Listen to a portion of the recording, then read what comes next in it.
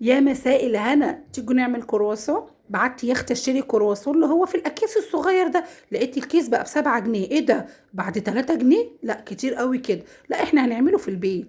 يلا بينا.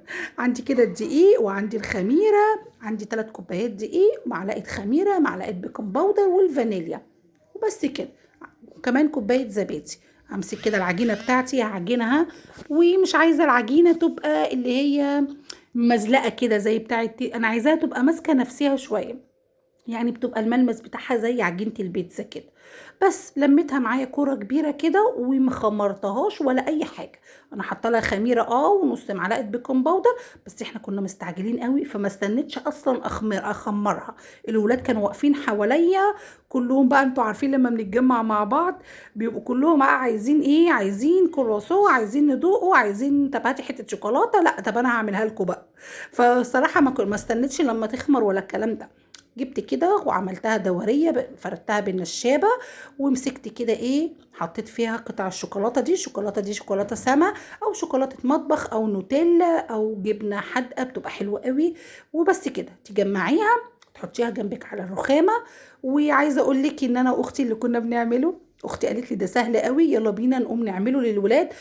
ما شاء الله، لو انت هتجيبي ال5 6 اطفال شوفي الكيس ب7 جنيه، شوفي انت هتجيبي كام كيس. لا احنا عملنا من 3 كوبايات دقيق، عملنا حوالي كيلو الا ربع، لان احنا وزناهم. انتوا عارفين الشوكولاته بتوزن وكده، احنا وزناهم، ماما عندها ميزان كده. ده مش مطبخي يا بنات، ده مطبخ ماما. لو تلاحظوا دي مش رخامتي ولا حاجه.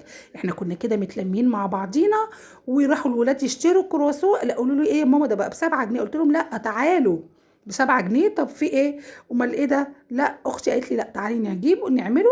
ولو عجبك الفكره نبقى نعملها للولاد وهم رايحين المدرسه. انتوا عارفين الصبح الولاد بيبقوا عايزين حاجه جنب السندوتشات، او برضه حاجات بتبقى ايه مغذيه ونظيفه ومعموله في البيت. قلت لها خلاص يلا نقوم نعمله، ما خدش معانا اصلا يعني ربع ساعه بالكتير. يا دوبك قمنا كده عملناه. وعايزه اقول لك ان طلع معايا زي الفل. خلاص كده هجمع بقى ايه الحشو اللي انا بحشيه ده، واجيب زيت غزير وابدا اقلي فيه. عايزه اقول لك تحفه الشوكولاته اللي فيه حكايه. ممكن زي ما قلت لك تحشي شوكولاته، تحشي نوتيلا، تحشي جبنه حادقه، بتبقى حلوه قوي الجبن في المعجنات اصلا. امسكه اقليه كده واتفرجي عليه يبقى عامل ازاي. عايزه اقول لكم ان الاسعار بقت غاليه قوي، مش بس السعر بتاع الكرواسون ده. قولي الكرواسون ده مش كل الناس هتجيبه، او مش كل، بس الولاد بيحبوه برضو. مش معقولة مش هتخلي ولادك ما يجيبوش حاجة زي كده. يعني اكيد برضو اعمليه في البيت، اوفر وانضف. كل حاجة غليت دلوقتي، مش معنى كده ان احنا مش هنجيبها، لا هنجيبها. بس هنحاول على قد ما نقدر ان احنا نجيب ونعمل حاجة بتاعتنا في البيت. والله العظيم هيطلع معاكي زي اللي بتجيبيه من بره بالظبط. حتى حاجات المخبوزات اللي هي القرص والمسكر انا كنت عاملاها مرة معاكم في القناة. وان شاء الله المرات الجايه هنزل لكم البقسماط ابو كمون والبقسماط اللي هو ابو سمسم العادي. البقسماط دلوقتي الكيلو بقى بكام يا بنات؟ ايه ده في ايه؟ طب ما الولاد كلها عايشه على البقسماط الصبح، ياخدوه بلبن، ياخدوه معاهم المدرسه. جوزك مثلا وهو رايح الشغل، ما فيش بيت ما بيحبش البقسماط، ما بيحبش القرص. الحاجات دي كلها بتنفع الصبح بالذات في وقت المدارس. لان كله الصبح بيبقى في الشتاء بالذات، كله الصبح بيبقى رايح المدارس رايح الشغل. بيبقى عايزين بقى الحاجات دي. احنا نعمل ايه بقى؟ الحاجه غاليه بس احنا ان شاء الله قدها وقدود. نعمل بقى صينيه كيكه حلوه كده من بالليل، هتنفعنا في عشاء، هتنفعنا في فطار. ممكن كل حد وهو رايح كده شغله مدرسته جامعته ياخد حته كده معاه. يعني والله العظيم هتنفع. ما تقوليش ان العيال مش هتاكلها، لا العيال بره بتبقى جعانه مع اللعب مع الطلوع مع النزول. والله بياكلوا اكتر ما بيجوا في البيت عندك. بياكلوا وهياكلوها، لو ما كلوهاش هيعزموا على اصحابهم هياكلوا، والله مره في مره هياكلوا. هتبقي عامله لهم كيكه، حته بسبوسه، واحد الكرواسون كده زي اللي احنا عاملينه ده. بس طلع حكايه يا بنات. بصي الشوكولاته سايحه فيه ازاي. طب تخيلي انت بقى لو اشتريتي الحاجات دي من بره كل يوم كده جنب السندوتشات، ده انت عايزه كده اخر الشهر ايه، مبلغ وقدره. بجد والله بكلمك يعني. انت كده عايزه مبلغ وقدره. لا احنا نحاول نعمل حاجات في البيت وحاجات والله سهله. والفينو كمان كنا عاملينه مره في البيت، كان طالع حلو قوي. هبقى ان شاء الله اعمله لكم مره كمان.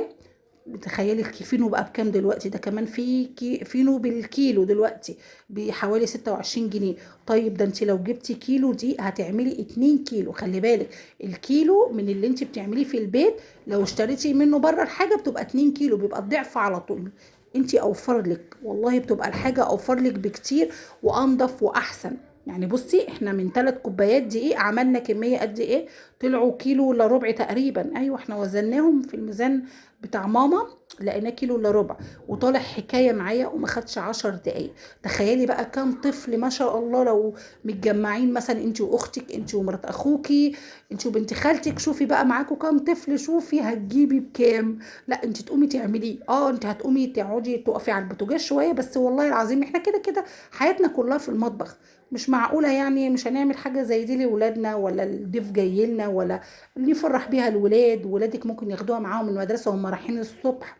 عايزة اقولك والله العظيم تحفة.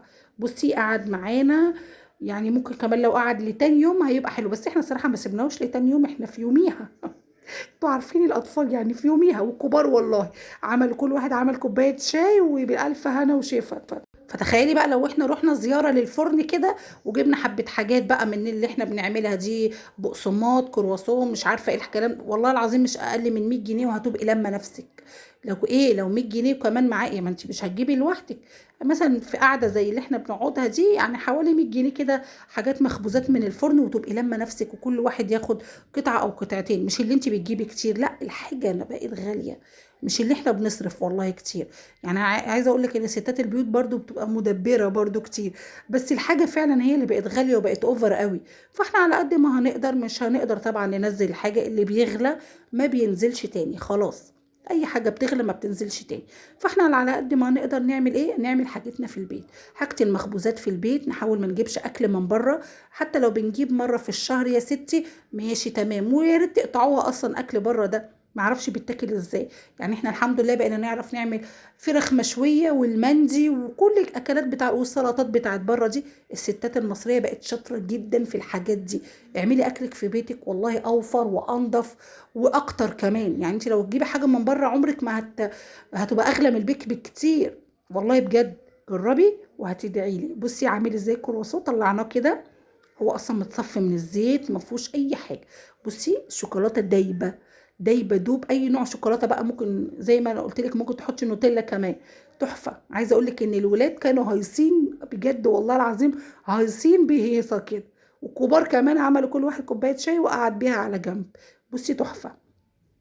طلع كميه تانية يا بنات، انا قلت لكم طلع كيلو الا ربع، مش دي بس، لا كان في كمان كميه تاني، غير ما شاء الله الولاد بقوا عمالين ياخدوا كده منه وهو سخن. تحفة. بصي الجمال، حاجة كده من 3 كوبايات دقيق، يعني عملنا حاجة عظمة كده زي ما بيقولوا. بصي افتحي كده، حاجة كده يعني بسم الله ما شاء الله جميلة. صدقيني والله يطلع سهل معاكي، المرة دي هيطلع مظبوط، المرة الجاية يطلع أحلى وأحلى كمان. جمدي قلبك كده واعملي. البنات اللي مش عارفة تعمل، لا بجد جمدي قلبك واعملي، وبألف ألف